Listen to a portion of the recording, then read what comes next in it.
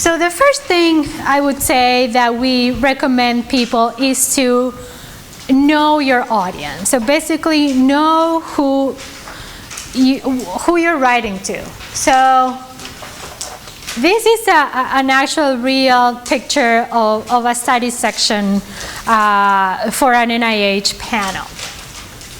So as you can see, people are sitting there. They look very uncomfortable. You know, they spend like a whole day there. So, you know, the take-home message for that picture is you really need to engage your reviewers, okay? The review panel will consist of a mix of established academic and clinical faculty, as well as individuals who may not be experts in your field. They might be CEOs of small companies like you are.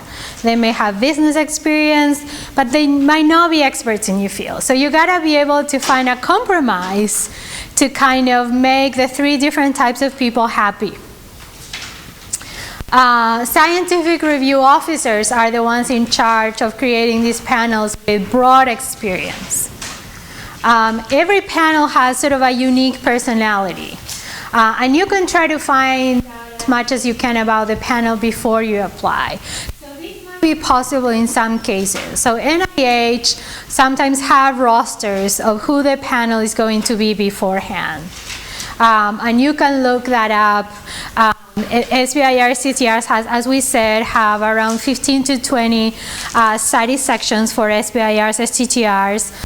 We're going to show that slide later. If you click on them, you can actually see who is in the panel. Also, if you have applied before and you have gotten your summary statement, at the end of the summary statement, you will see the list of all the reviewers that were in that summary statement. You will have their names, their affiliations, so you will know who those people were.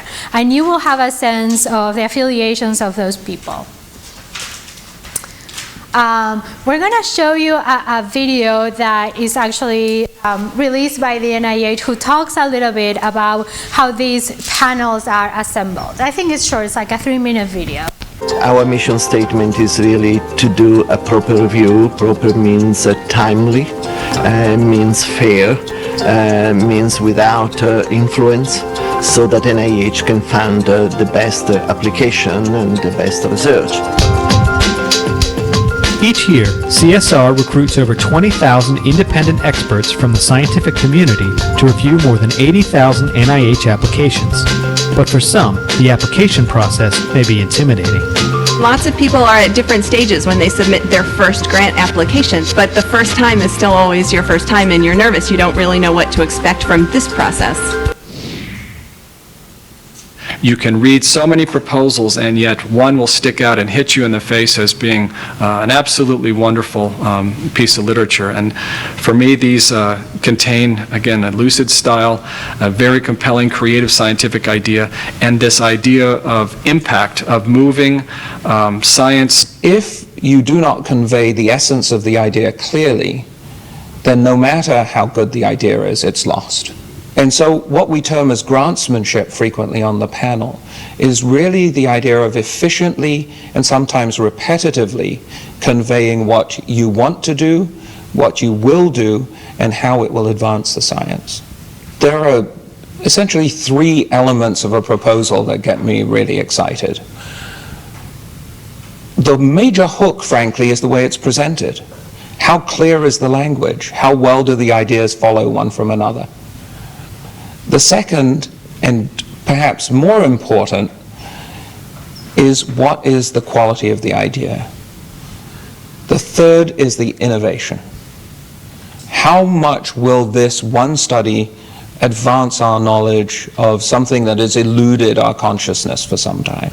You have a bunch of people looking at your proposal who are disposed to do well by you, who want to find an exciting idea and good science and support it, and tell them a good story.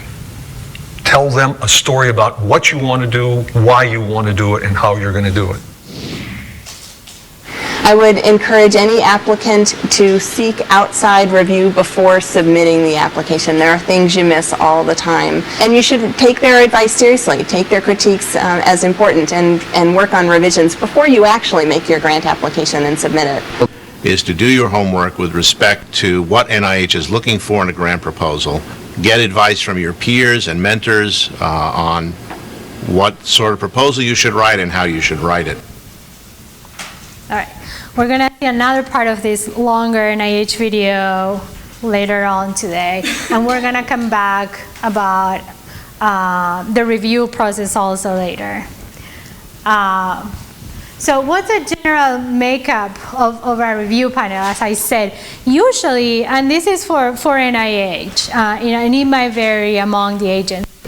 It's around a third of academics, a third of clinicians, and a third of business people. So again, you need to appeal sort of to all three. So what are academics looking for? And you might feel represented among this target.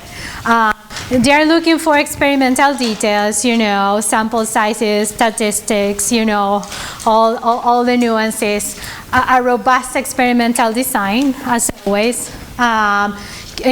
Publications, they're gonna look at the bio sketches and see where have these people published.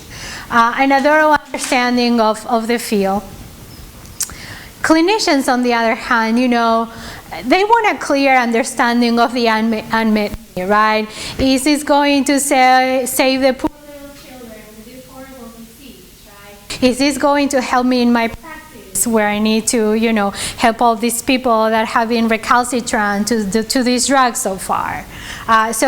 They might not be so interested in the, nuances of the experimental details of how many, iterations you have on your model. And then you have the business people over there who are looking for a logical developmental plan on how you're going to bring your product to market, because that is very important. And they're looking for a very realistic understanding of the commercial potential of your technology. And also they're looking for identifying a viable business team with a track record of success, right? So another key thing of understanding this review process, review the solicitation for review metrics. So in most of the solicitations, they're going to say exactly how that application is going to be reviewed and scored. And include all of that required information as specified by the solicitation.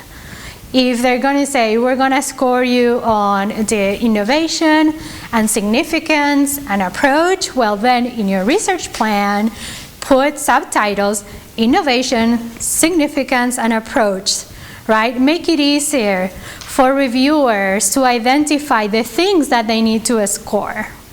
Okay, because reviewers only have very little time per application to review it.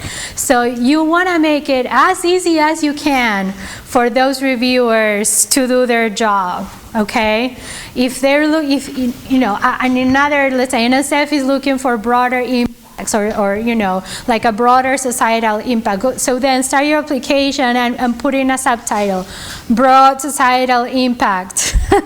And then explain what a broad societal impact is. So that makes it easy for reviewers when they have the evaluation sheet to say, oh, here it is, right? And they can copy and paste and start their evaluation. And that will make your application easy to review. Be concise, right? Don't spend like a whole page until you get to your main point. Because again, they have very little time to go over all of these applications. As one of the gentlemen said in that video, emphasize and repeat key points. Don't be afraid of using highlighting or underlining, bolding, because you may think, sometimes you get those summary statements and they say, oh, they never said this, they never said what was the size of the market. And you're like, what do you mean? It was right there. It was, $20 million, or all of these people are dying of cancer. And well said, yeah, maybe you said it once, but it was, deep down in the second paragraph. And, the reviewers are human beings. They are reading 15 applications the day before the study section, and they may have missed it. So if it's something really important, don't be afraid of saying it more than once. If it's a really important concept, or underlining it, or making it bold. Use figures as much as you can, as you would do in any other academic grant. Make those figures readable, okay? Don't make it this size with unintelligible axis. Make sure that you can read the axis titles and numbers. I shouldn't have to say that, but you would be surprised.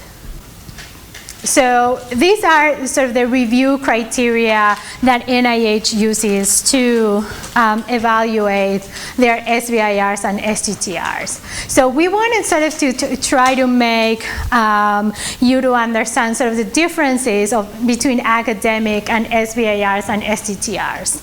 So I want to have volunteers that can go to that side of the room and try to come up with examples of what do you think the review criteria that NIH reviewers have for academic grants. So what are they looking for in terms of impact, significance, innovation, the team, approach, and environment for academic grants? So I need volunteers to go to that side of the room and tell me what do you think NIH reviewers are looking for in academic grants. And then I need volunteers to come to this side of the room and tell me what do you think they might be looking for in SBIRs and STTR grants that may be different. I am the SBIR person, she is the academic person. And so I'm going to put SBIR, STTR, and I'm going to put impact. Yeah, I'm going to put significance. Going to put innovation, team, approach, and environment.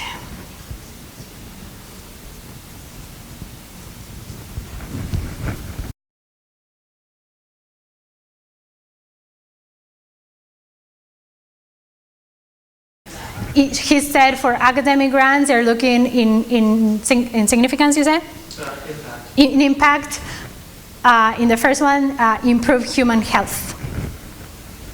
Okay, sure. For NIH. I would say this is arguable, but yeah. For SBIR, for innovation, that there isn't something commercially available right now on the market. Right now? Right now, there isn't something Oh. marketable, but you are going to make that innovation. Okay. So lack of something. Product. Yeah. Lack of product readily available.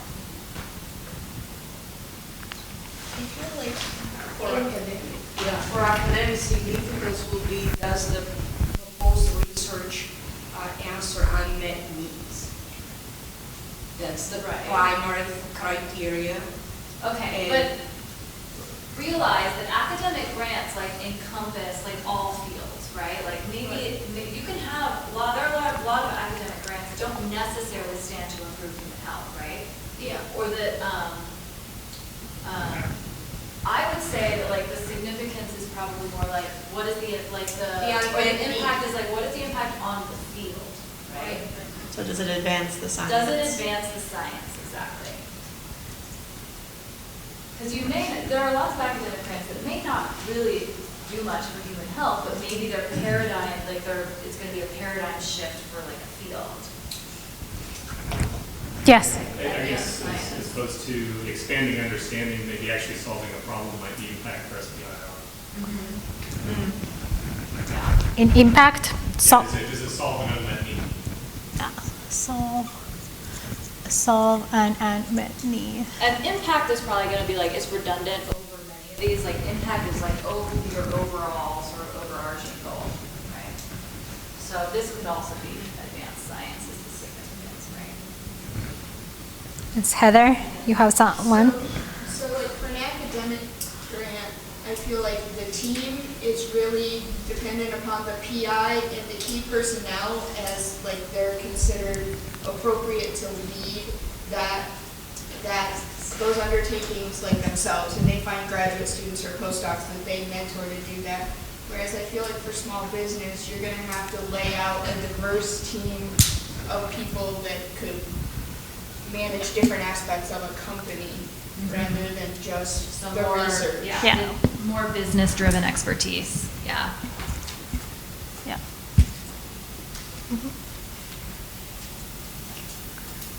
Yep.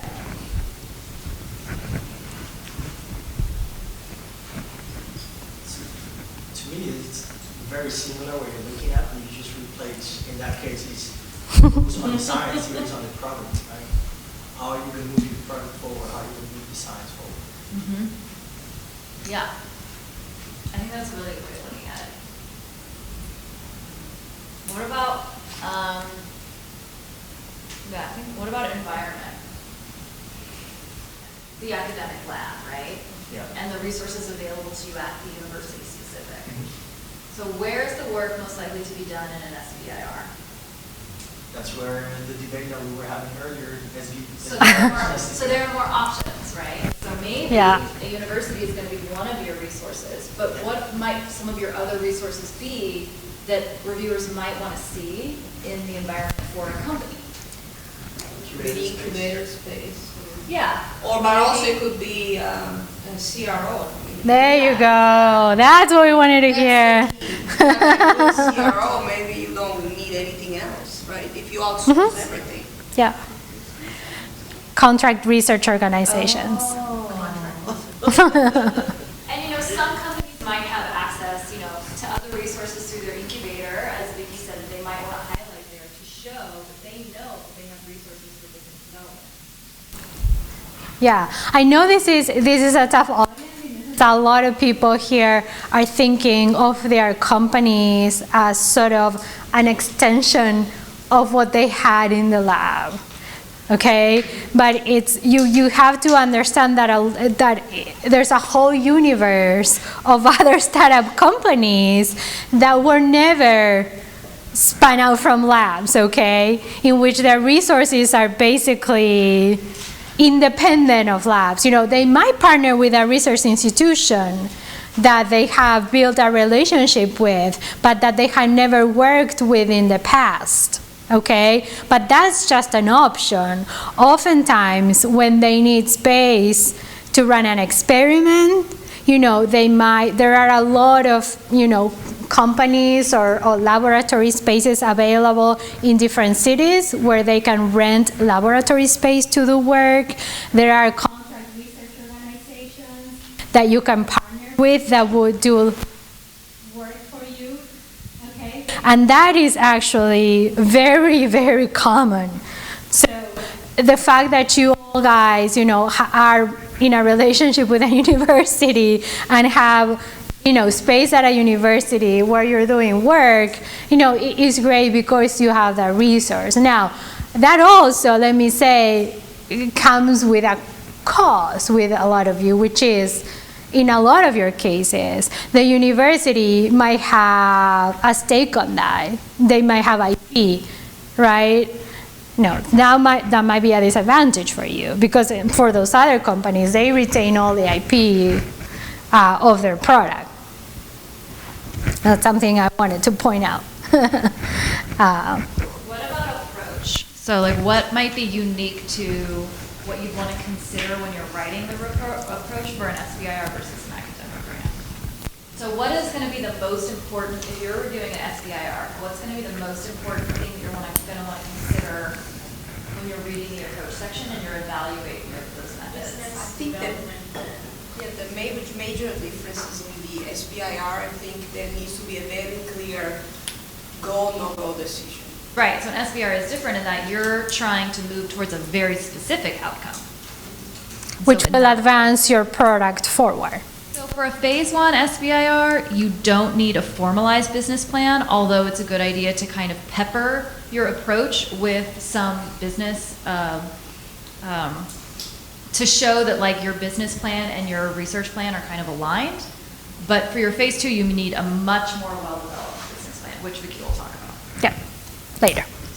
Sometimes you think that CRO is super expensive, but then you go to the university and you think, oh, I'm going to give them $100,000 to do all this work. But then actually, when their overhead is really high, actually what is going to the actual experiment might be $40,000, not $100,000, because then $60,000 is actually going to the overhead of the university, depending on the university's overhead. So you gotta see quotes and contrast and compare what's better for you.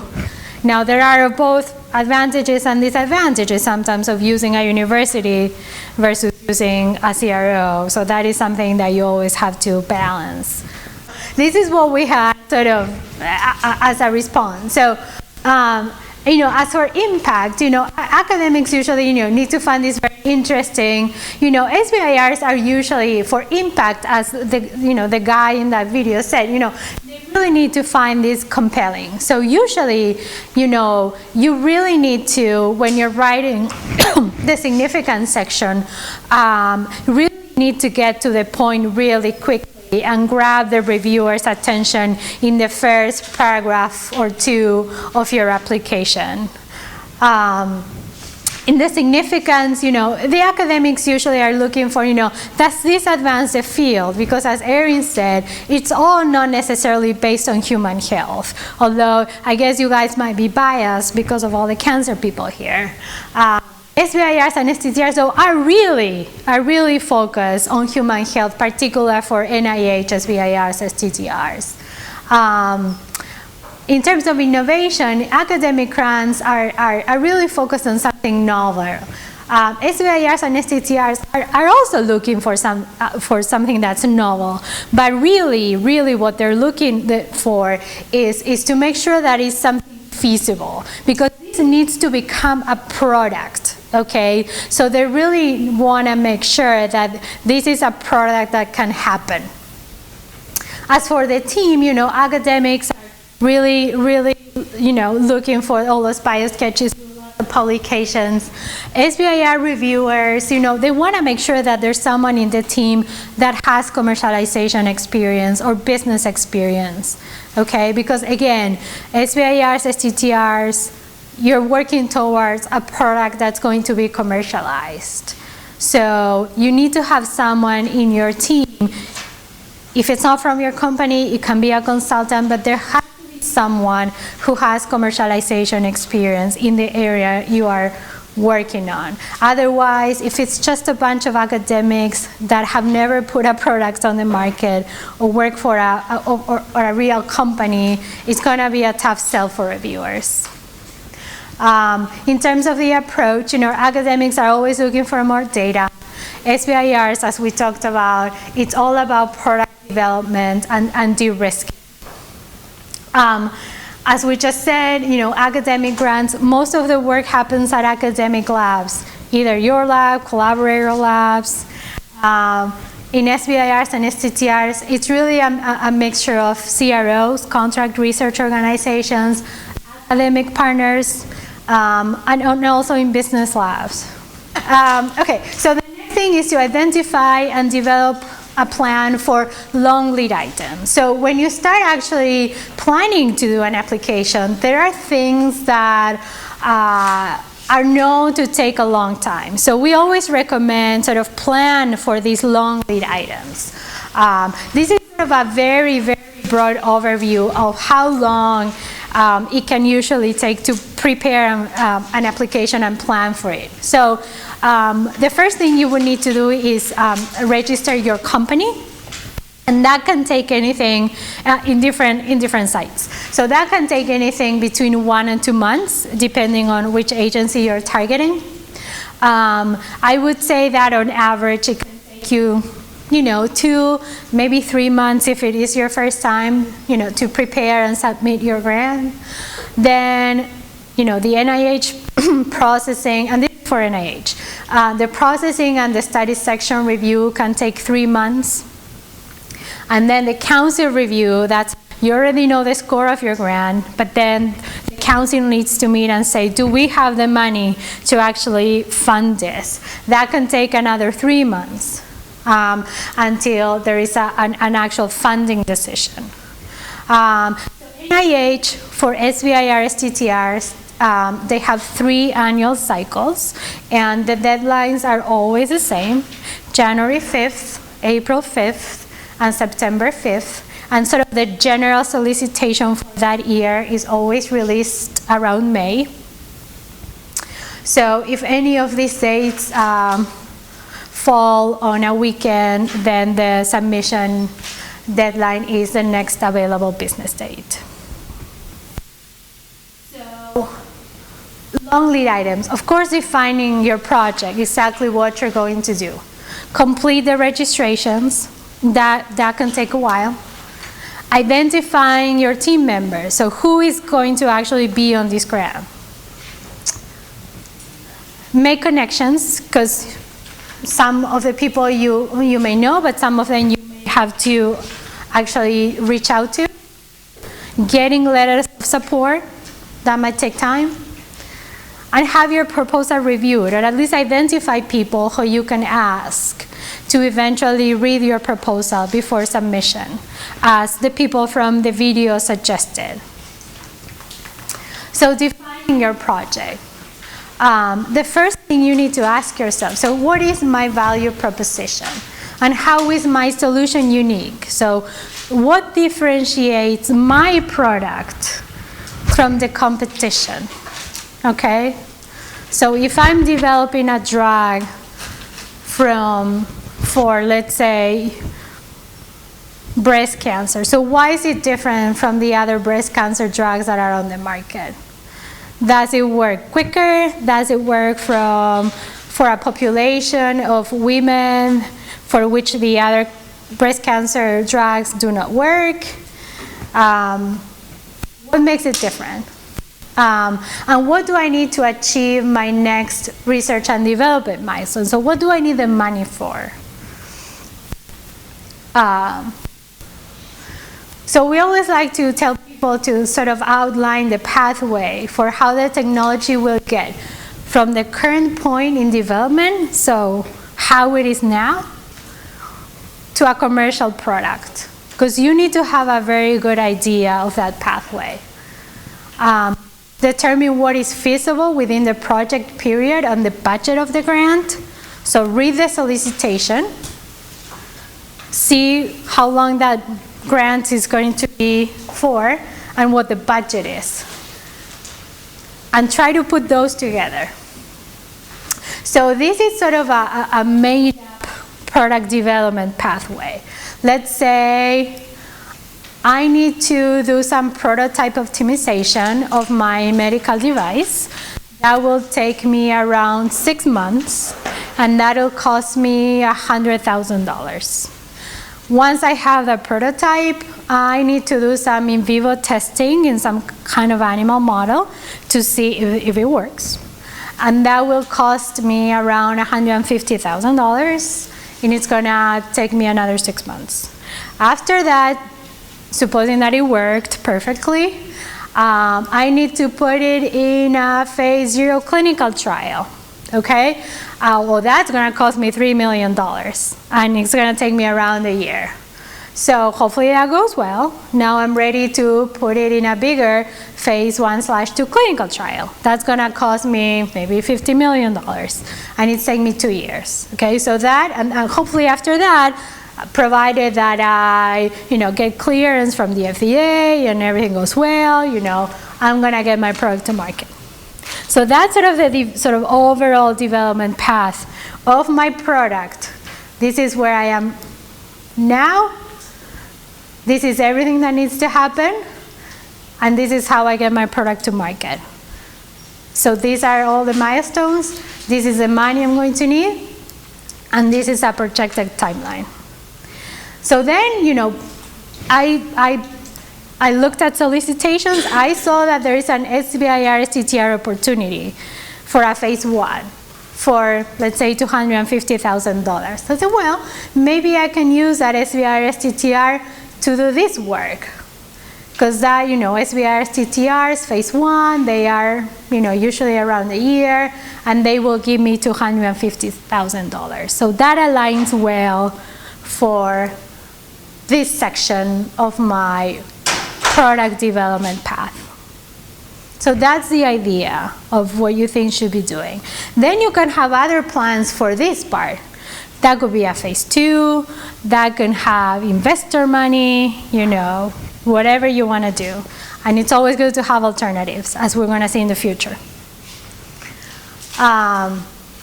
An important thing is to identify the key metrics that will be used to evaluate if the project is successful. So I didn't put it in here, but sort of at the end of each of these sort of boxes, you should have a very clear quantitative milestone that you want to achieve at the end of all those sort of sections of your product development. So what do you want to achieve at the end of your prototype optimization? What do you want to achieve at the end of the in vivo testing, etc. So company registrations. I would say this is the first thing you want to do once you have a company. And our book, the book you got there next to your folders, if you go to page 15, has a nice summary on how to go about this. You can bookmark right now to go back to it. So once you have a company, have a name, the first thing you need to do is to get a DUNS number. That's on page 15. Right now, you get that number from Duns and Bradstreet, and this is a unique 9-digit number that aids the NIH and other agencies in identifying your company. This can be done usually in 1 or 2 days. It's very quick. Now, the DUNS number will be phased out within the next year, okay? So this information will be sort of useless in a year. This will be replaced by something called SAMI.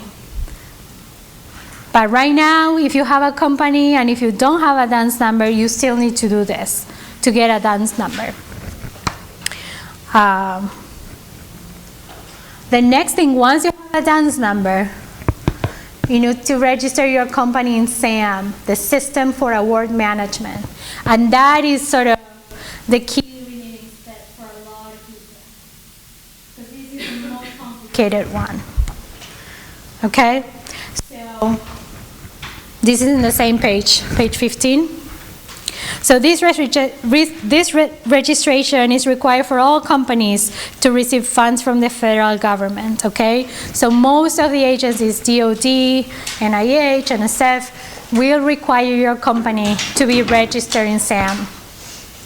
So the way it works is you first need to start your registration online at sam.gov. You need to provide a lot of information about your company. Details about the owners, addresses, but also your bank account numbers.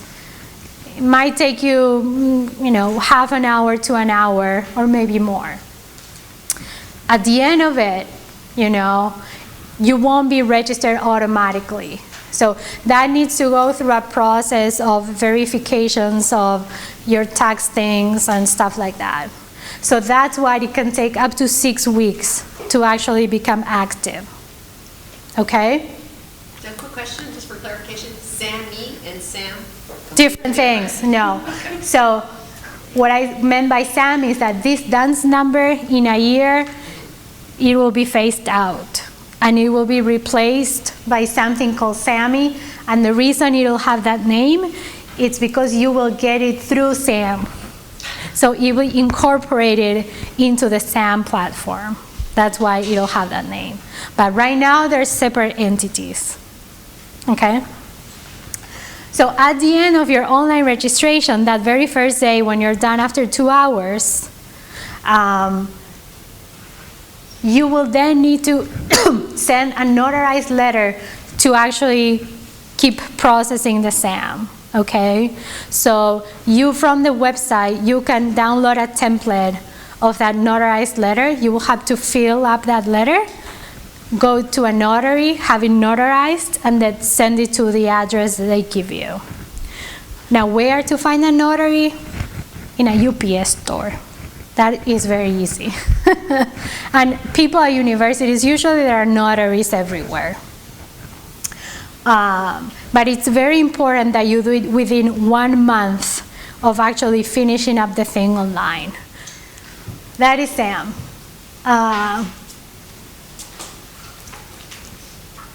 After you are registering SAM, grants.gov is a platform that is required for most of the agencies, not all of them, not for NSF. It's usually quick. It's a 2-day turnaround. You can find instructions in page 16 of the book on how to register in grants.gov. You also need to register in the Small Business Administration. That's also very quick. You just fill information online very quickly. And then for NIH, you need to register in ERA Commons. For that to become active, it really depends. It can be quick. It can take up to 2 weeks. And we'll come back to ERA Commons later, but you will need 2 accounts, one for the principal investigator and one for the company's signing official. Yes, first. Just to be clear, this is all for the company, not necessarily the PI of Right. the grant. So Right, if the for the company company. is taking this care of, I don't, as the PI of the grant, need to be doing this. No. No, for the PI, you will need grant-specific things. Mm-hmm. This is for the company. Wait, he was first. I was just curious on when you're submitting these, and let's say you've got a company that's contingent on funding, is using a residential address an issue, or would it be better to get a business to a place to park your address for purposes of getting mail? Well, what you want to make sure is you have consistency across the system. Yes. So when you register for your DUNS number, it asks you for an address, and it has to be, I think, a physical address. Yes, it So you cannot can't be use a like a PO box. It can be a residential address. Yes. But it just has to be a physical address, and that's how they assign the DUNS number. So nobody else can use that exact physical address.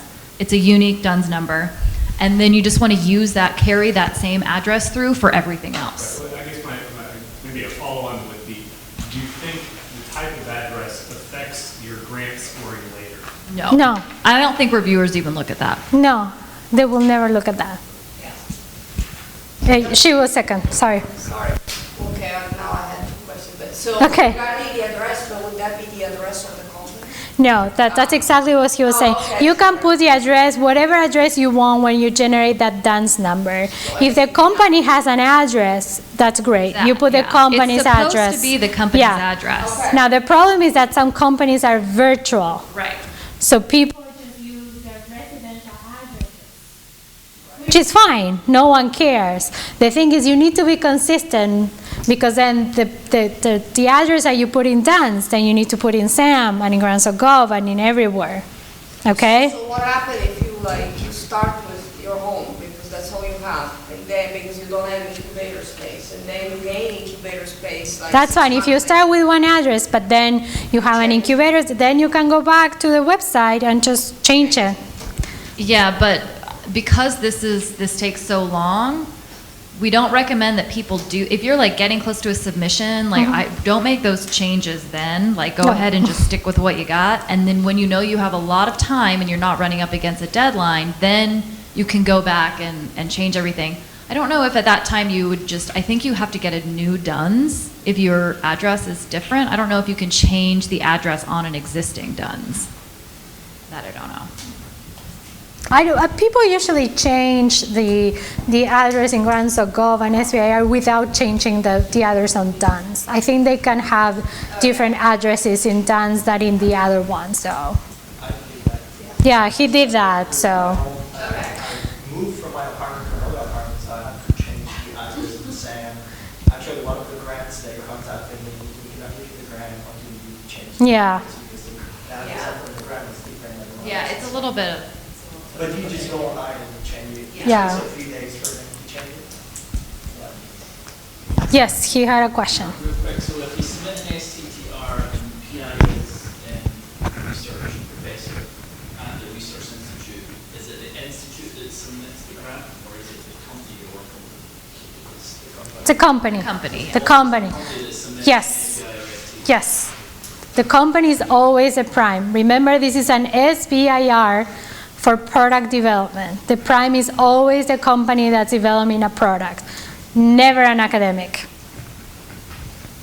Yes? Yeah, so the actual question before was, so if the PI already has an existing ERA common account, does it have to be separate? Can it be the same? No, if a PI already has an existing ERA Commons account because he has been a professor for 12,000 years, what he or she can do is link that existing ERA Commons account to the company's ERA Commons account. Linking meaning using the same username and password? Yes, yes. You just need to affiliate it to the new company. If you're in the company's ERA Commons account, you can basically search for that PI based on their username. Yes. It'll pick it up, and then you can just ask for an affiliation with that PI. Right, and say, oh, he also works for me. Yes. Any more questions? No. Oh, NSF. If you're applying for an NSF one, the platform is research.gov, previously Fastlane. Registration there is very, very quick. It can be done in one day. We're going to go back to NSF later today, but you will also need 2 accounts, one for the PI, one for the company's AOR, authorized organization representative, or whatever that means. But it can be the same person, just 2 different roles. Some helpful pro tips for registrations. So watch your junk email folder for emails from the various registrations. Another thing is all of these registrations, but particularly the SAM registration, is completely free, okay? Because there are a lot of phishing emails from companies that really look like SAM that are asking you to pay for these registrations, okay? If you're stuck because you don't know how to answer or because you get error messages, don't hesitate to call the registration help desk. The SAM Federal Desk is very, very helpful. And their phone number is easy to find in their webpage. And I think we also have it here. Try to keep all the registration information, the login information, the security question information in an Excel sheet for easy access for you to find. Okay, this is obvious for a lot of you, may not be obvious for a lot of people that we deal with. Recheck your passwords at least 1 or 2 weeks prior to submission to make sure everything is working.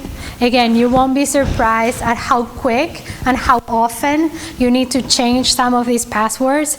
They last for 60 days, 90 days, so you need to change them very often, okay? And you don't want to be in the position 2 days before the deadline, oh my God, I need to change your password. I don't know where the Excel sheet is, and I don't know what my email was, and okay?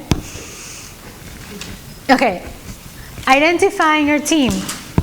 Now, as we said before, the team should support technical, business development, sometimes regulatory experts, and commercialization aspects of the program.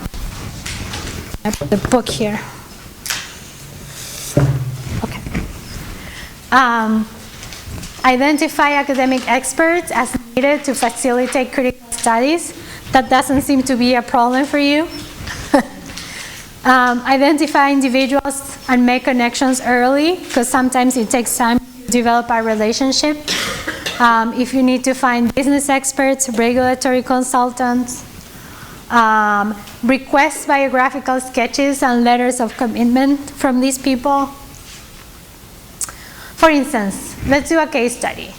Let's say a company has a new drug product to treat small cell lung cancer, and they have screened a library of compounds. and identified 3 high-priority leads that all show potent inhibition of molecular target in cancer cell lines and reduction of tumor burden in a SCLC xenograft model. So you have 2 team members right now. You have the CEO of the company, who's a business expert, who has started and exited several companies. And you have your chief scientific officer, who is a synthetic chemist with a PhD, and who is a primary inventor on the project. So what additional team members do you think would this company benefit from bringing on board for these studies? Okay, a physician, maybe a physician who does what? An oncologist. Okay, who specializes, let's say, in small cell lung cancer. One thing I'll add here is that for a phase 1 SBIR, you're probably not going to include on your grant regulatory specialist or a CFO, just because it's a very early grant and it's also limited in budget. You would expect to see that kind of stuff pop up more in a phase 2. So it's not unusual to have regulatory experts on a phase 2, but it would be unusual to have them in a phase 1. Yeah. What did we put? We put cancer biologist, as she mentioned, maybe an academic collaborator with expertise in small cell lung cancer and access to best-in-field animal models. And maybe a leading clinical expert to provide a targeted consultation on project as needed. And then to your point about the pharmacology toxicology, so for a phase 1 grant, you would probably be doing maybe some limited pharmacology and toxicology, and in that case, someone like that would be great to have on your team. It would probably just depend on how much money you had to allocate to that. But for your big pharmacology toxicology studies, a lot of that stuff typically gets shunted to phase 2 because they're just too expensive for this early grant. Program officer to discuss your technology and proposal. Usually a lot of program officers are very helpful at giving you general application tips. And they will give you, an indication of their interest in the technology. And letting you know whether your technology aligns with the interests of the institute. It's a good idea to always introduce your technology to potential investors, key opinion leaders, and potential partners, because you will be needing letters of support from them, because they will really strengthen your application, as I said. Letters of support. Key letters to obtain include letters from key opinion leaders in your field, potential partners, potential investors. Now, these are not letters of commitment, right? That doesn't mean that then the investor is going to have to give you the money, or, it just needs to say, your product looks interesting, I'll be open to follow the progress of your device, of your technology in the future, keep me posted. But it's very nice to have a letter from someone like that, with a letterhead. So identify and contact those letter writers very early on, so you allow them enough time to, see that letter and sign it. Don't just tell them, can you write a letter for me? Give them the draft of the letter as much as you can, so they can then maybe edit them a little bit and just sign them. What does a strong letter look like? Try to describe the problem that your technology will address, how your technology is different from other solutions currently available. A very brief bio of the letter writer, just to confirm that that individual has the appropriate expertise to evaluate your technology. And then make it a little bit more specific about the interest that the letter writer has in your technology. A clinician can discuss the impact of patients, an investor can discuss the potential investment return, a key opinion leader can comment on the project impact of technology on the field. And then the commitment from the letter writer to help support your technology development. Just a sentence. Another important thing is, having your proposal reviewed, just having an extra set of eyes look at your proposal before you submit. So arrange for an external reviewer of your main proposal. So identify the reviewer early and set a delivery date for your proposal components. Don't just send your proposal 2 days before submission and ask those people to do it in like 24 hours. Those people can be previous SBIR, STTR awardees. From the slide that Stan had at the beginning of the grant, it seems like that there are a lot of awardees in Houston. Consultants or experts, if you don't have access to previous SBIR, STTR awardees, are a good resource. And allow for ample time for the review of proposal components. I would say at least a week is something that you should give those people. And then allow also some time to address those comments that you might get from them. Okay, so I think we can keep this section, we don't have to spend too much time because I think we've already had a lot of discussion about some of these components. So this will just be kind of an overview of the different sections of the research plan so we can address your questions and sort of hit on the most important points you want to cover there. So for a SBIR, STTR, these are just all of the documents that you'll need to assemble. So a one-page specific aims page, your research strategy. This is going to be 6 pages for a phase 1, 12 pages for a phase 2, or a fast track. Commercialization plan is 12 pages. You only need this for your phase 2. You also need it for a fast track. A short abstract, a very brief narrative, which is just essentially a summary for a lay audience, a description of your facilities, equipment, and resources, biosketches for all key personnel, letters of support, which Vicki just covered, a budget, which you'll enter into your submission, and also budget justification for each of those line items. If you're using animals in your studies, you have to follow NIH criteria for describing how vertebrate animals will be used. And then if you're doing a study with human subjects, there's a whole suite of other documents that you're going to be required to furnish. And we're not going to dive into this because it really depends on exactly what type of study you're going to do, determining exactly what forms you need. So for that, if you have specific questions, we can answer those on the breaks, but we won't get too much into that here.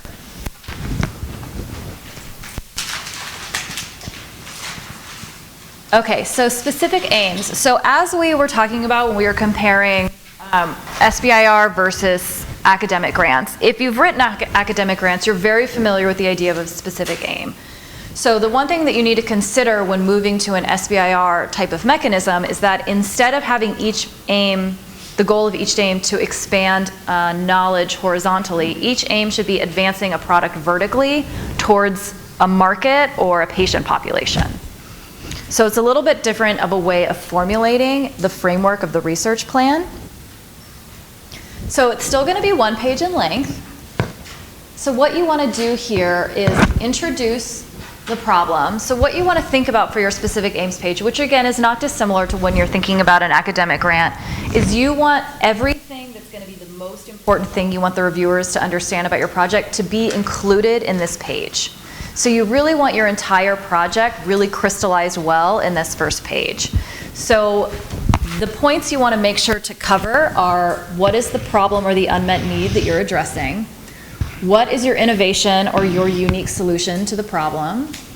And then in brief, what your approach is to prove the feasibility of that solution.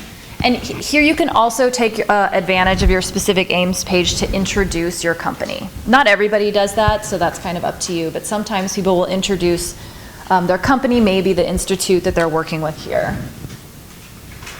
You're going to list your specific aims, which I've just defined here for anybody that's not familiar with this term. So clearly define scientific objectives with achievable and measurable milestones.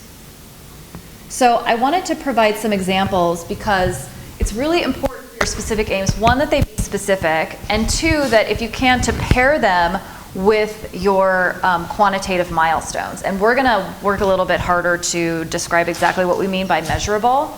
So here are just some examples. Develop a drone with 99.99% accuracy in landing within a specified zone. So it's very specific.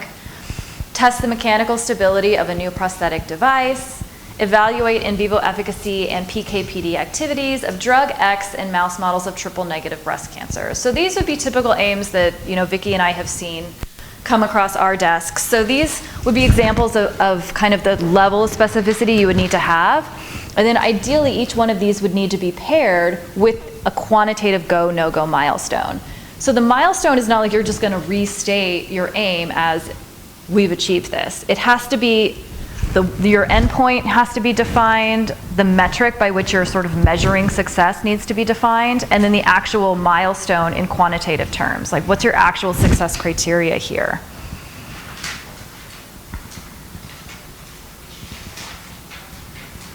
Okay, and then you'll also include this information in your actual research plan. But it's nice to have it laid out on the specific aims page so that it's very clear when a reviewer just looks at that page, like this is the aim, this is the go, no-go milestone, so that they can very clearly see your advancement through your program. Okay, so we recommend that you just divide your research plan up by these sections. So the first is going to include a discussion of the significance of the problem you're solving, innovation of the solution, the approach that you'll use, and then finally you'll finish with a timeline for completing the project. As we mentioned before, feasibility is very important to SBIR review panels, so they want to know that, not only is your approach feasible, but is it feasible within the time frame of an SBIR? Okay, so let's start with significance. So what you want to do here is define the impact of your product. So first you want to define the size of the unmet need. So if you're working on a therapeutic product, this is probably like, what is your patient population? How big is your patient population? And what are those patients' current options for treatment? Okay, if it's a different kind of market that you're going after, then describe what that market is. Describe what's available in that market and sort of, what's the need for the particular solution that you're proposing. And be specific here. In addition to the actual unmet need, it's also a really good idea to show what the costs are that are associated with that need. So if you're working with a therapeutic, what's the actual cost both to the individual and the healthcare system of that particular problem? And if your solution is then, once your solution is in the market, like what kind of cost savings does the patient and society receive? So that also, even in a phase 1, gives the reviewer the idea that you've already thought about sort of your market opportunity and your pricing advantage, because you may have a good idea, but if it's not actually going to be like cost competitive compared to like standard of care or what the prime competitors are, like are you going to be able to actually get it into the market? Are you going to be able to get investors buy-in? Okay, so another way to think about it is painting a picture of before and after. So this is sort of the case in this market or patient population now. What does it look like once this particular solution is in that patient population or is in the market? What impact does that have?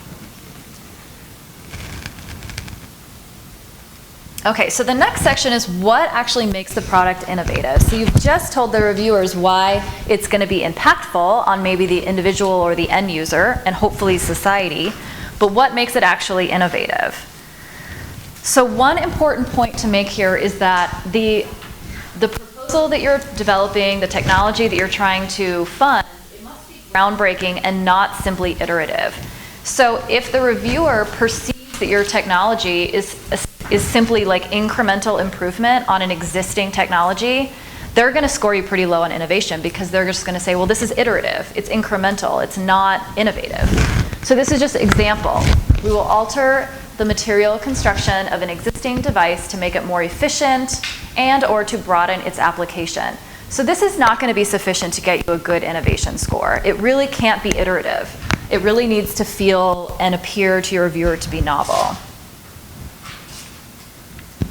So from a business perspective, you want to make sure to be clear about how you're differentiated from your competition. So it's a good idea to be very transparent about who your competitors are in the market currently or even in development. Your reviewers are coming from this particular topic area, so they're likely to know about those competitors anyway. So if you don't present that information up front, they may ding your score because they may say, well, this person doesn't know about the competitors in the market. Like, what are they going to do to distinguish themselves from those individuals? So point out like what you're actually comparing or what competitors you're going to need to overcome in that market space. And in a phase 1, this is going to be the only place that you really have to communicate that information, because in a phase 1 you don't have a commercialization plan. So in a phase 2, which Vicki will get into, you'll be able to present an entire like competition analysis. But here in a phase 1, this is the only place where you're going to be able to make a plug for what your competitive advantage is going to be. So this is just an example. Say you want to be very clear about, are there other products in the market that are capable of providing the particular solution that yours is? And if there is, what makes yours better than those products? And you can approach this from both like a technical perspective, like what makes it technically better. It's also a good idea, if you can, to approach it from a cost savings perspective. Like if it's going to be better, is it going to be way more expensive, or are you going to be able to provide sort of cost relief as well? Okay, so then in your approach section, this is obviously going to be the tasks that you're actually going to do that you're asking the grant to fund. So you want to keep this nice and clean, organized. Of course, this is where the grant tends to get really dense, right? It's like super technical. So try to make it as easy for the reviewer to get through as possible. So divide it into subtasks or tasks. Include a level of detail similar to what you'd see in a scientific journal. After all, scientists are going to be reviewing it, so they're going to be looking for enough detail to critically evaluate the quality of those methods. And it's really, really critical that for any experiments that you're describing, that you include all comparator arms, controls, and you also tell those reviewers what statistical tests you're going to be using in those analyses. And in fact, now the NIH criteria really require reviewers to go in and comment on rigor and reproducibility. So often in the grants rewrite, we'll include a separate section to make sure reviewers don't miss that, and include your sample sizes, justification for all your sample sizes. Now this might be patient samples, it might be animals, but it's not sufficient to just say, we're going to test this with these comparator arms on this many animals. What they want to see is that, what's your justification for having that cohort size? Because they want to understand, do you have enough animals that's going to allow you to achieve statistically significant differentiation between your comparator arms? And so typically what they like to see is, have you done a power analysis to inform that cohort size, or are you just throwing out, what is this based on? So make sure you address that. And then finally, you want to end each of your aims with measurable metrics to define the success of that task. This would include, major quantitative milestones, any go, no-go decisions, and then, of course, any potential pitfalls, how they would be addressed, and alternative experimental strategies. And then finally, it's always a good idea at the end of your phase 1 grant to include even just 1 or 2 sentences about where you're going, what your big picture is for the next steps. So typically this might be 1 or 2 sentences about what are you envisioning for your phase 2 program, so that the reviewer has a good idea that you have a big project, you have a big picture idea of how this technology is going to proceed towards market.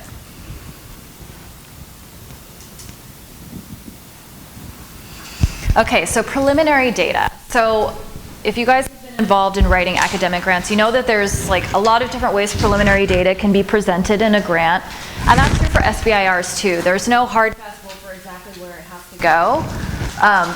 So I would say when you're thinking about how to organize your grant, what you want to prioritize sort of above all is readability and flow. So you want to make it easy for the reviewer to read. And then you want to put preliminary data where it would most sort of organically fit. So often what I like to do is to have a preliminary data section that precedes the approach or precedes the first aim, to sort of set the stage for the studies that you've done that have led you up to this point.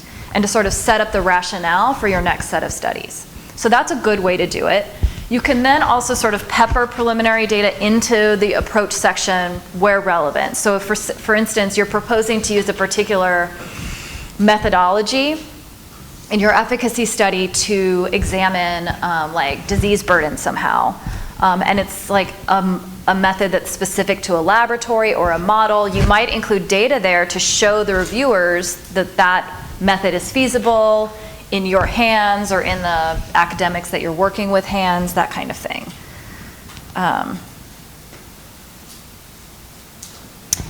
One thing that we want to point out is that if you're taking advantage of this idea of diversifying applications, so maybe you have you've done a bunch of preliminary work on a compound in a particular disease setting, but now you would like to move that compound towards a new disease setting, you can still use that preliminary data in another grant and still leverage that same preliminary data in multiple applications, even if the preliminary data that you have is maybe in a different disease model than where you're moving. So in terms of how that data is presented, as Vicki said, the reviewers are going to evaluate that data critically. So make sure that it's nice and clean. You want to make sure you have your statistics represented there, so have your error bars in there, make it very clear that this is not just like a one-off, that it's from multiple replicates. And I usually, if I can, like to explicitly say in my figure legend, like this is how many experiments, how many replicates or triplicates. Usually reviewers are going to be more confident in your data if you're transparent about its rigor. Okay.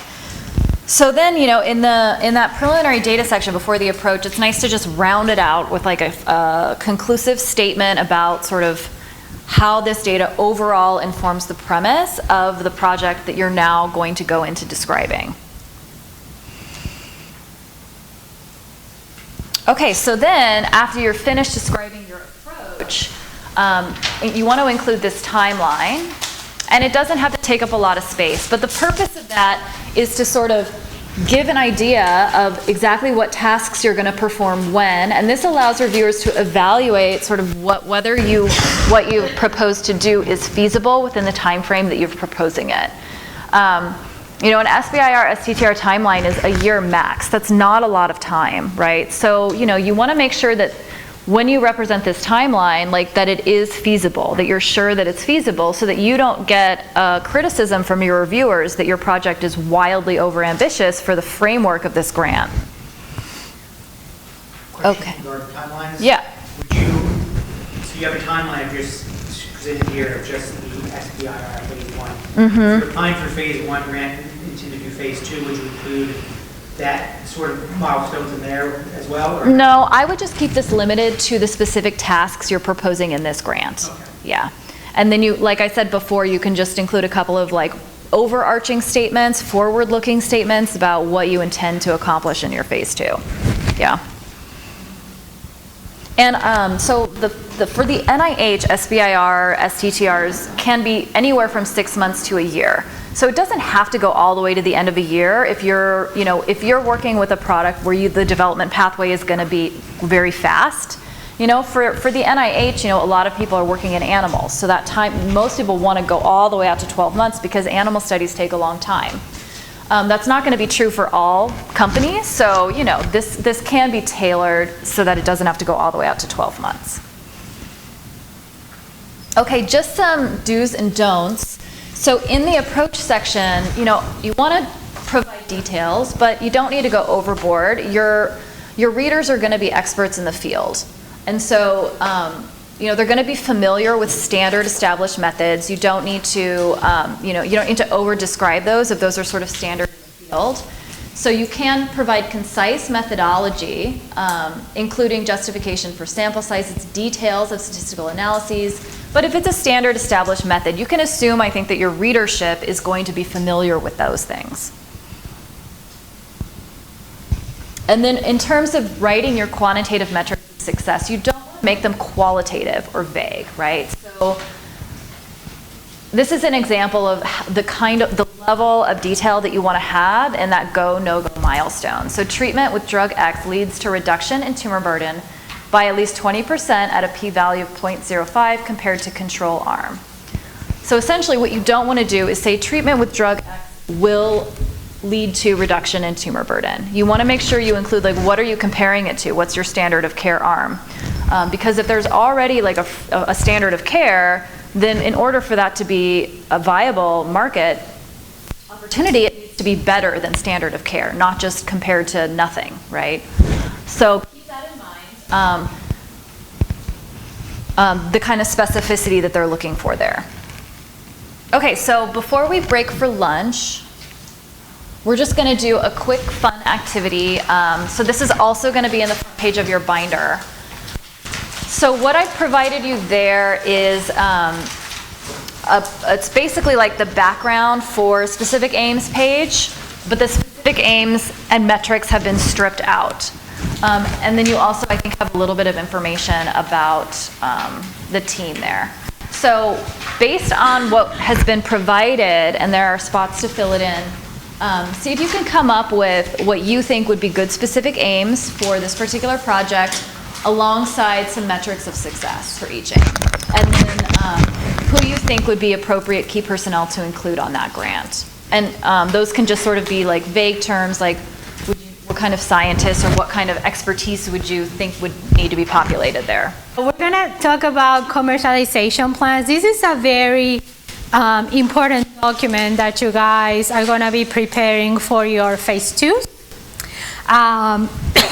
That can mean if you have an award phase 1 and you're ready to start preparing a phase 2. That could also mean if you think that you are eligible for a fast track because you have enough preliminary data, or even if you feel like you have extensive preliminary data to do a direct phase 2, which is applicable to some of the agencies, particularly NIH. So the commercialization plan for NIH is a 12-page document, and it includes all of these sections. So basically, sort of 7 different components. One is the value of the project, the expected outcomes and the impact, a section about the company, the market, customer, and competition, the intellectual property protection, a finance plan, production and marketing plan, and the revenue stream. So you're going to have to describe all of these different components in your 12-page document.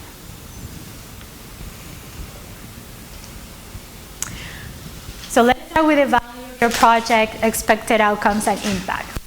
So what you need to discuss in this first section is to clearly, again, define the unmet need using very clear numbers for the incidence and the economic burden, okay? Let's restate that. Hopefully you have done this in the significance section of your research plan already. So make sure that you keep this focus about what your target population is and what your market is, right? Don't say that you're developing, let's say, a therapeutic for breast cancer, which is maybe the easiest way to talk about this. Don't say that your target market is breast cancer, because that might be too generic at this point. You may be targeting a drug that's for what? Stage 4 breast cancer, or for patients that are, BRCA2 or BRCA3 or BRCA1 or whatever, or patients that have been, resistant to certain therapeutics. So your market needs to be very specific, and you need to make that clear. Hopefully, in addition to your commercialization plan, you will be providing at this point letters of support to highlight the importance of that unmet need that you're describing here. And in this section, we also describe a high-level overview of the project and how the commercialization of your technology will improve the current practices. So the company background, that's where you provide a history of the company, both in terms of founding and funding. So you should take this section as an opportunity to talk about sort of a little bit of history of how the company was founded, particularly if there's kind of a personal connection to the company. If you funded a company because you are a cancer survivor, or because you are developing, let's say, a product for urinary incontinence, not naming names here, but reviewers really like to see a good story. And if you show that you have a real personal connection to the company, it'll show that you guys are committed to it, right? And it'll make a difference with some of those companies that are just another company founded by a CEO who has already founded 13 different companies, just to make money. In this section, you also need to describe your team. And before that, I was going to talk about the funding. So you need to describe, also where has the money come from up to this point. Have there been investors up to this point who have provided some kind of funding to get here? Don't be afraid to say that you have invested part of your money, because that also shows commitment, because it's not the same that you have put some of your money.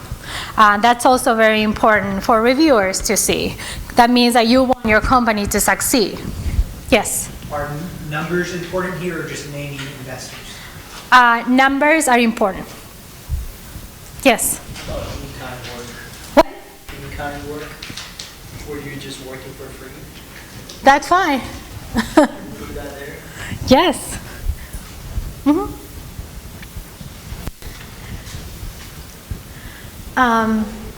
Next, you go on to describing your team. It's fine if right now you're a very small team. In a lot of cases, it's just one person. That's totally understandable. That happens to maybe most of our clients at this point. However, you need to make it clear that you have plans for the future. Okay? Say what's going to happen within a year or in a couple of years as this grant progresses. Say that you have plans to hire a laboratory assistant to do the work, a regulatory consultant, maybe a CFO to help you with the financials, a marketing expert. So show reviewers that you have a plan. Now, if you have already talked to particular people about this, put their names and a little bit of their backgrounds. It's always better if you have already identified people that you can put their little bios in there. The more information you can provide and show, the better. Now, it is very important in commercialization plans and at this point to highlight the commercialization experience of the members of your team and the role of each individual in ensuring the commercial success, okay? Because at this point of a phase 2, you cannot put a list of individuals and they are all academics and clinicians, okay? You need to make sure at this point that some of these people have a track record in commercializing products or in working in a business environment. At this point, a lot of people show that they have convened a board of advisors, okay? And they can put a couple of names of people that are in the board of advisors. And usually those people bring experience in the realm of commercialization because they have been in other companies that have brought products to market. Yes? Does it matter how long the company has been around, registered? Do you get dinged if you registered it right before the submission of the She's asking whether it doesn't matter how long the company has been around for. No, it doesn't matter. It's fine if the company has been registered for a year or 2 months. That's fine. As long as you show that you have a plan for what's going to happen and that you can name people that are going to be working with you, it doesn't matter Yes. It's the opposite situation where the company has been around for a while, but there's not been much of a development. It doesn't matter. Maybe the company has been around for longer, but because it had some other businesses, right? That can be independent from the product that you're working toward this grant. You know, maybe you were working in some other arenas, some other ecosystem, and now you're working in this product. So that's not necessarily a problem.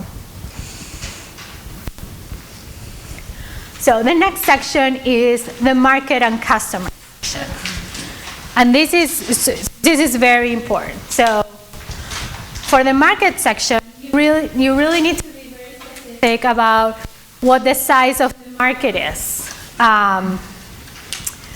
For the size of the market, as I said before, you really need to be specific about the size of the market. You know, if you're doing breast cancer, be very specific about what type of cancer it is and what the population that you're targeting is. The market cannot be like $1,400 billion sometimes, okay? So that's very broad. So you need to be, you can't have your market being too big, because no one is going to believe that you're going to capture that giant market. On the other hand, sometimes clients come to us worried that their market might be too small. We have clients that work, let's say, with very rare diseases. So they're worried that they're going to say, oh, my market is only, I don't know, I'm making this number up, $10 million. Well, you know, that is sometimes not a problem, because when you have a market that's too small, as long as you're being honest, you can say, well, it's a small market, but the need is really high, because even though the market is really small, you know, the consequences of this disease are really terrible. People who get this disease, there's no cure, there's no therapeutic right now. People are living for only, you know, 1 year after they get this disease, or it's killing, you know, very small babies, or, you know, as long as there's an explanation of why this is needed, sometimes it doesn't matter if the market is really small. Another thing is that, well, maybe you can say that you're starting with this small market now, but potentially your product can have other applications in the future where you can then move on to target other markets. But you're just starting with this market right now with this application. Yes? So is that the size of the market in the US or global? You can do both. You can do both. If your intention is to market your product globally, you can do both. Yes. Now, not only the size of the market, but also the market drivers and the constraints. Is your market growing? Is it shrinking? Usually for, let's say, diseases that right now are affecting the elderly population, we're always saying, well, that market is usually growing because we're having more and more elderly people, because people are living longer now. Maybe some other markets are shrinking because technology is so much better now than it was 50 years ago, that we have, you know, we can treat these people better, we can cure diseases. So actually the market is shrinking. So we need to be honest, because people in the review panels are going to know if they're clinicians. Now, how to get this information about markets, okay? There are things called market reports, if you don't know. Now, what is the problem with market reports? Market reports are really expensive. They can be like $5,000 to buy. So it's prohibitive for everyone, if not for most of us. Maybe someone can afford them. So there are different possibilities. At least us in North Carolina, the North Carolina Biotech Center, which is a resource that we have in the Research Triangle, they have hundreds of market reports freely available to us that we can go in person to the library and access. So the majority of the market reports are for sort of biotech kind of things, so they're not very useful for other type of applications. I don't know if there's a sort of a similar resource in Texas or in Houston. That's something that you will need to ask around, maybe tech transfer offices. Maybe universities have a collection of market reports that you can have access to.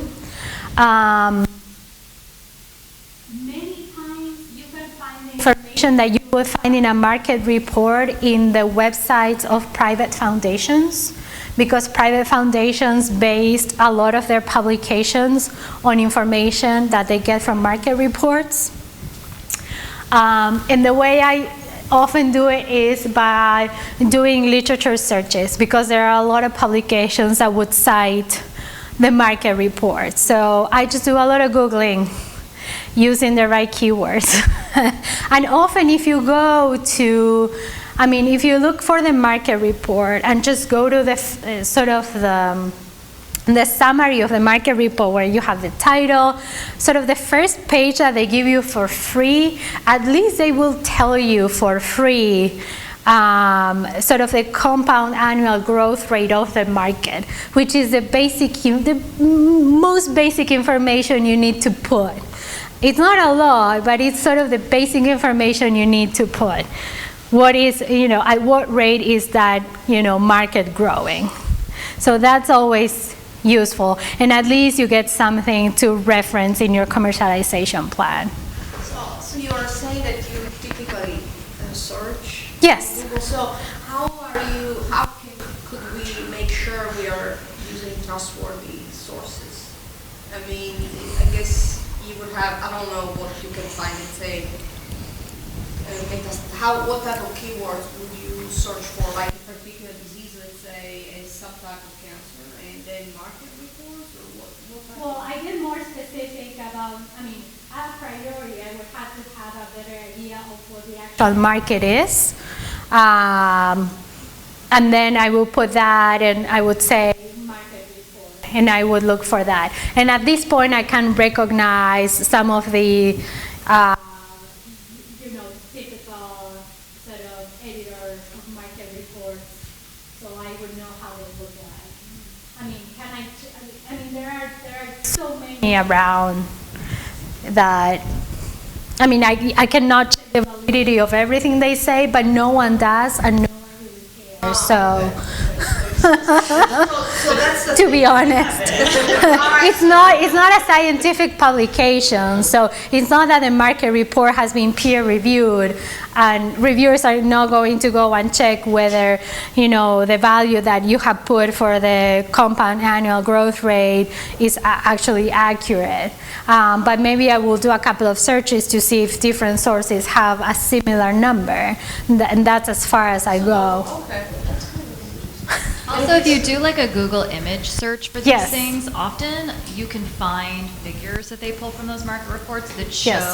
growth over different forecast periods. Mhm. So you're really looking for a forecast period that's relevant to Yes. your grant, your project period.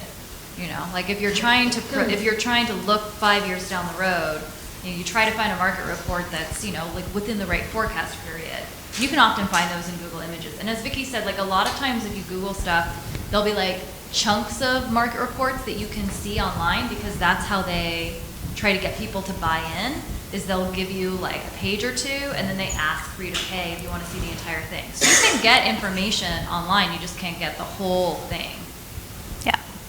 And also using Google Images, if you just do the images, sometimes you can find random PowerPoint presentations that people have put online where they have slides with information from the market reports. They cite the reports, but I just use those slides because they have obtained that information from somewhere else. So you gotta get sort of crafty to find that information.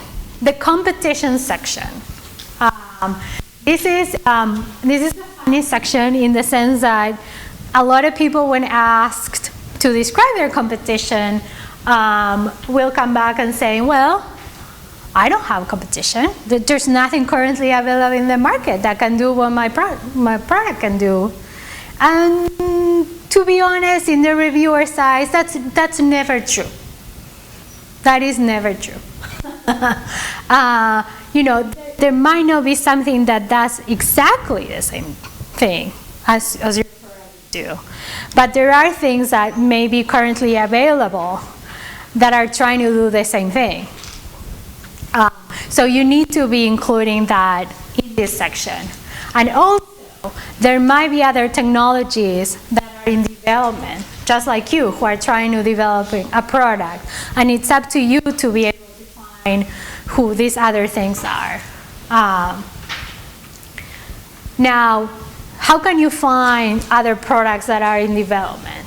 Well, one thing is you can go to NIH Reporter and look for awarded SBIRs and STTRs and use keywords related to your product and see if you can find awarded SBIRs and STTRs in your area and see what other people are doing. I mean, you would only get the title and the abstract, but that sometimes tells you a lot. Literature searches, and then going to conferences and networking events in your city. I would just add to that list, you can search clinicaltrials.gov. And yeah, I was going to say that. Yeah. Another thing, if there are products that are in the clinical pipeline, you can go to clinicaltrials.gov, and using keywords, you can look for products that might be in clinical trials. So what if you have a competitor and you can't find any drawback in the moment for that particular let's say drug, and you still want to pursue yours, but you can't tell much. Maybe some information is protected, or so what do you say? Well, I would say then your closest competitor is probably the standard of care that you're trying to compete with in the market. Yeah, so if you're putting a drug into the market, possibility is probably pretty slim that those patients have zero options, although that does exist in some circumstances. But probably for most patient populations, they're getting something. So if there's no other drugs that are doing what your drug does, then your closest competitor, I would guess, is the standard of care that you're sort of, trying to be better than, essentially. And if you find something that seems, very similar to yours, I would still try to find a feature that can differentiate that thing from yours and try to say that yours is better because it has an extra feature or because it has the same feature but it's better in some kind of measurement. And the idea is that you would have to build a table that looks something like this, where you can list the technologies that are either currently available or in development. You can say, the company that they belong to. You can do a little bit of description of the product. Now, these tables can of course be different. Sometimes I don't put a lot of sort of text in the table and just try to summarize the features and make it more visual and put just either ticks or crosses, just to say, my product has all of these features compared to these other technologies that lack features, and just try to leave the text for some other section. So how you build these tables vary a lot depending on how much information you may have for the competitors. So keep that in mind. Now, the intellectual property plan. So describe what's your current IP portfolio. One thing to keep in mind, if you are at this point of a phase 2, either because you have an awarded phase 1 or because you're doing a fast track or a direct to phase 2, you should at least have put a provisional patent, because that will set you apart from competitors. Okay? I would say if you haven't put or you don't have at least a provisional patent on your product, I wouldn't be doing a phase 2. You won't be competitive. Include plans for maintaining protection. What are you going to do in the future? When are you going to file your full patent? Are you going to be filing more patents? Are you going to consider international patents? One thing to keep in mind is that people in other areas like software or IT do not necessarily use patents a lot. It's not very common in their field. So you need to come up with a strategy on how you're going to tell reviewers that you're going to prevent your competitors from entering into your field. Usually software IT people deal a lot with trade secrets. So keep that in mind. Yes? Is there a budget Unfortunately, no, you cannot use direct costs for patents. You cannot use indirect costs for patents. You can potentially use your profit fee for that. And important for a lot of you guys who have licensed things out of universities, or if you are working with a university with an STTR, you will need to provide a letter from the university to make sure that you have an agreement in place. Okay? You need to show reviewers that you have engaged in conversations with a university to figure out what's going to happen with IP, particularly in STTRs, because a lot of the work is going to be done by your academic partner. So you need to have conversations about who owns the IP in those cases. The finance plan is basically a chart that shows where you're now and how you're going to get to market. Again, what kind of studies you will need, how much money you will need for those studies, and where the money will be coming from. So the idea is that you will overlay cost with key steps in the development plan. Now, ideally, you will want to prepare professional projections to give reviewers confidence that they are well thought out. Importantly, it's always good to provide alternative options for financing to fund the development program. Don't say to reviewers, I'm counting on investor A to give me $1 million to fund this after my phase 1. Because if that falls through, there's no alternative. So it's always good to have alternatives.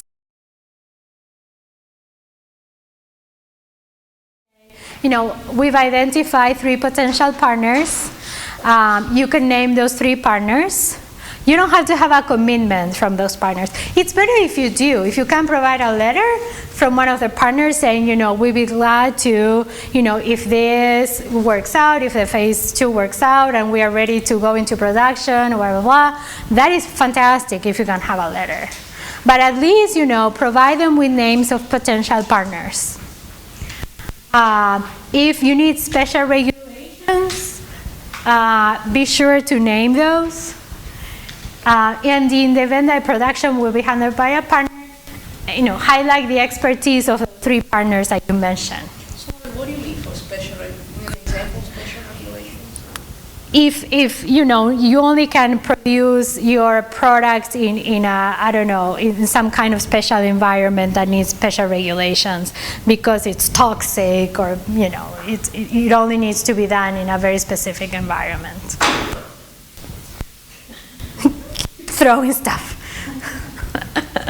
Marketing plan. Marketing plan, it's not a section that gets a lot of scrutiny, so I wouldn't spend a long time on it. Just provide an overview for your marketing strategy. Usually, hardly ever this is done by the company itself. I think most of our companies just say that they're going to partner with somebody to do this. They just say the name of a company and say that they will, highlight the loyal customer base and reputation of that company.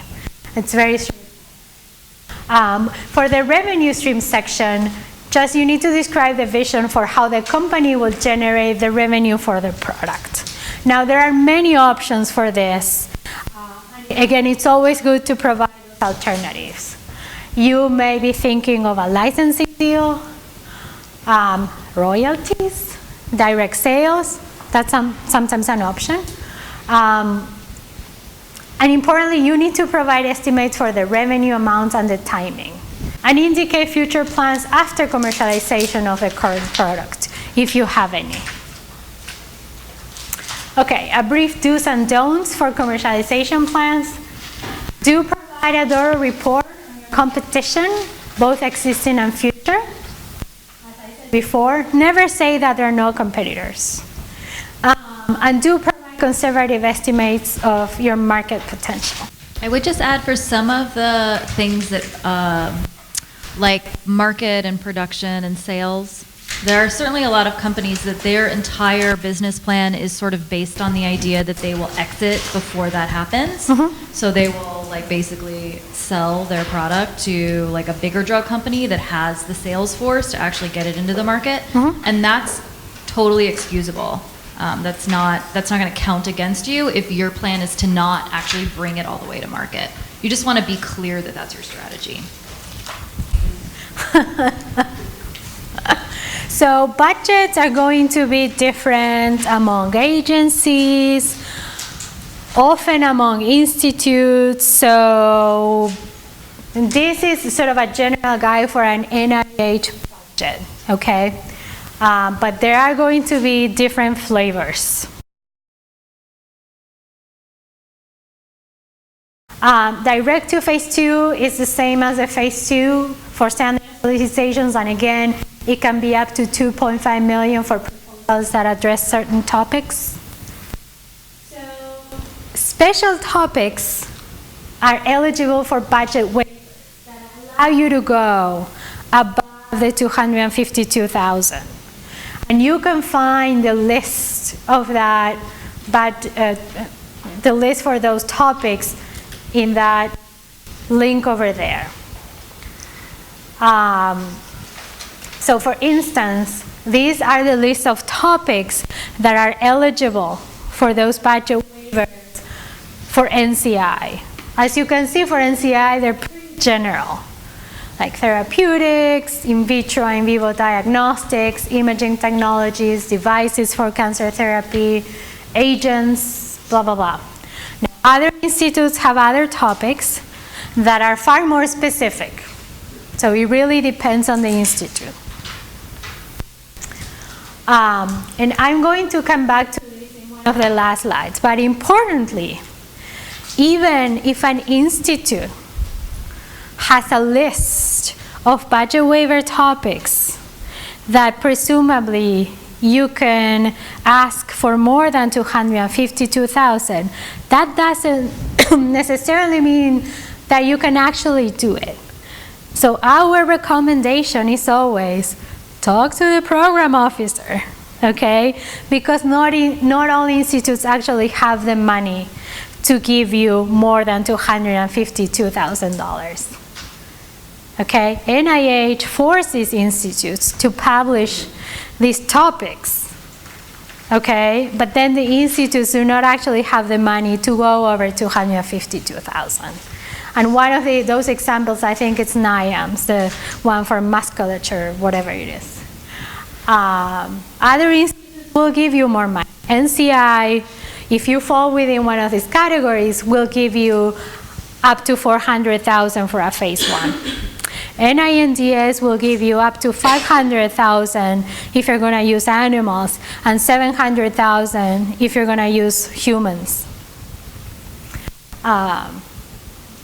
Other institutes, depends. But they might go up to $300,000. But that's why it's so important to identify the program officer in that solicitation and call them and say, this is what I'm going to do. Hopefully show him or her the aims and say, this is what I'm planning on doing. I think I am eligible because I'm doing whatever topic you think it's appropriate. Can I ask for however much money? So let's learn a little bit about the budget lingo. So there are like sort of two buckets of money that are associated with the budget. One, internal costs that are costs directly related to the small business. And that includes the personnel salaries, materials and supplies, fee for services, such as product manufacturing, lab space rental, that may need to be included in direct expenses if the space is going to be used for multiple projects that are not directly related to your grant, travel. And then there are your external costs that are related to third parties such as academic collaborators or other businesses such as contract research organizations that have intellectual input in your project. That can be sub-awards, contracts, or consultants. The direct costs are the research and development expenses that are necessary to complete the project. That's another bucket. The indirect costs that the general and administrative are for general company expenses. Now for NIH, we usually ask for 40% of direct costs. Now, you can ask for less than 40% for indirects. And those do not need to be negotiated. And you need to justify what you're going to use those indirects for. You don't need to itemize them. Okay? And then there's a fee. It's a profit fee.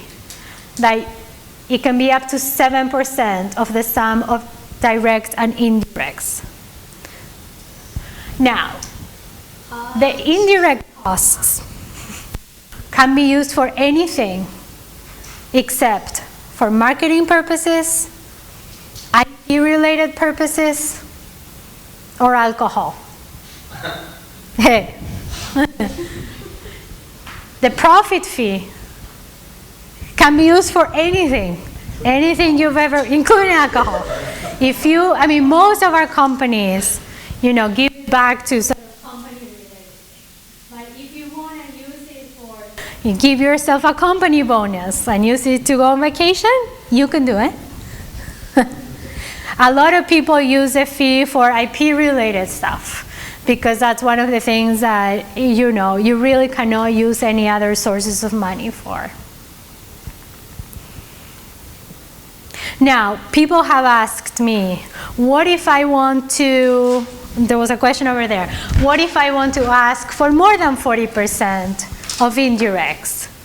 Well, you can, but then that triggers a negotiation with NIH. That can take up to a year. So you won't see any of the money from indirects until your thing is actually done. Not only that, but once you have a negotiated rate, that rate stays forever across all agencies. So you will have that negotiated rate in all of your federal grants from that moment on. So we don't advise that for anyone. We advise everyone to stick to that 40% or less if for some reason you want to use more direct costs for any particular reason. And you can ask him, what was her name, Kiria? Got it. Because he needed to lower his indirects in one of his grants. Otherwise, we just tell people, just stick to the 40% because that allows you more flexibility. Because the indirects, you can use those indirects for anything, almost everything, except for the IP-related stuff and the marketing. Maximize your fee, right? Up to 7%, because you can use that literally for everything. And then use the rest, you know, for your direct costs that need to be very specific to the grant activities.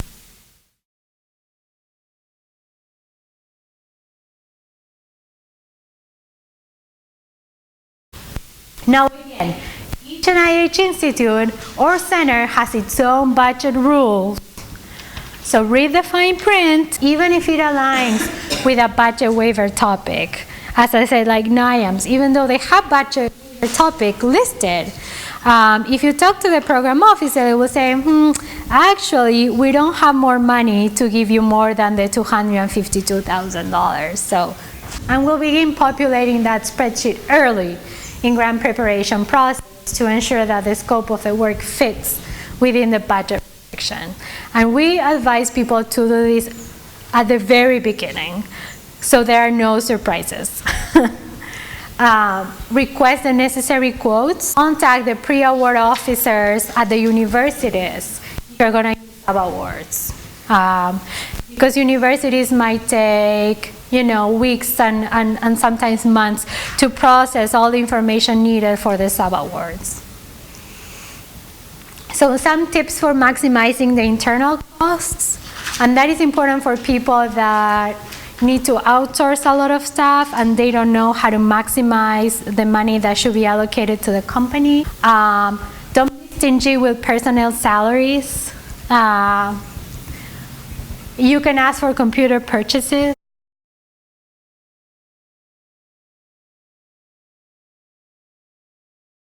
It needs to be specific to the activities of the grant.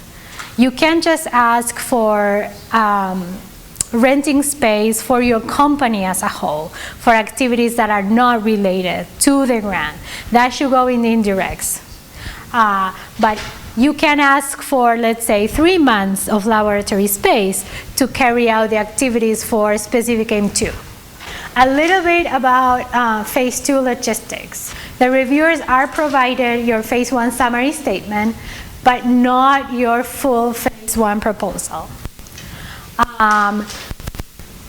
It's really more focused on development of your product, not so much on research. The aims should be vertical, moving toward commercialization, as we talked about before.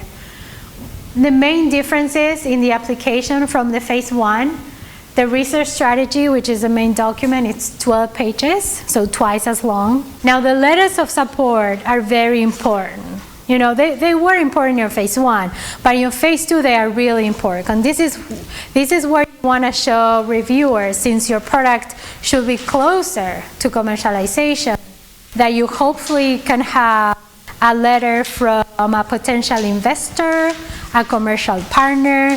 There should be a from someone who is already interested in your product. You should have a project with solid proof of feasibility data that has already de-risked the program. And the application will be very similar to a phase 2.